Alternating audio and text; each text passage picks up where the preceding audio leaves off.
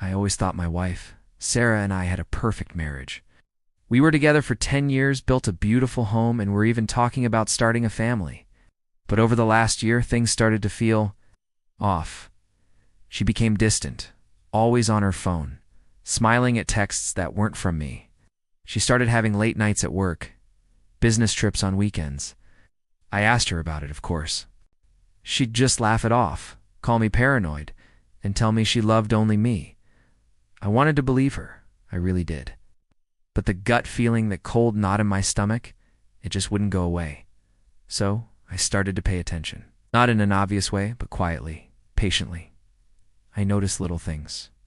A new perfume she only wore when she was going out with the girls. The way she'd angle her phone away from me. The receipts from fancy restaurants I knew her company wouldn't cover. Each one was a tiny crack in the perfect picture she was painting. I didn't want to be the guy who snoops, who doesn't trust his wife.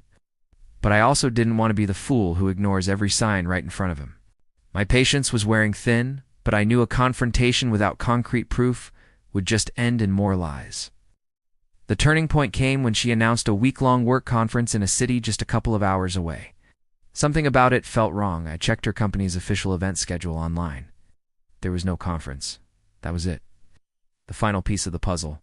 My heart shattered, but a strange sense of calm washed over me. The doubt was gone, replaced by a cold, hard certainty. I knew what I had to do.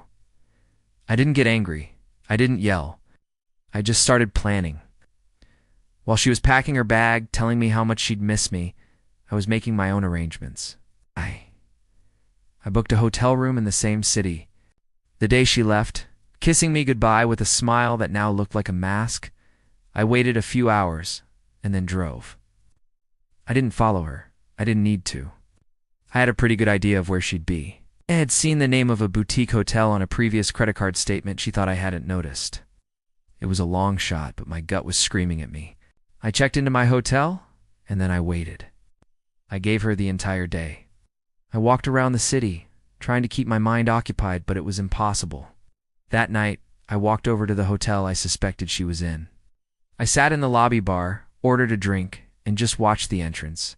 An hour went by, then another. Just as I was about to give up, to call myself crazy and go back, I saw them. Sarah walking in hand with a man I recognized from her office photos. They were laughing, his arm around her waist as they headed for the elevator. They looked happy, carefree, and in that moment, I didn't feel rage. I just felt empty.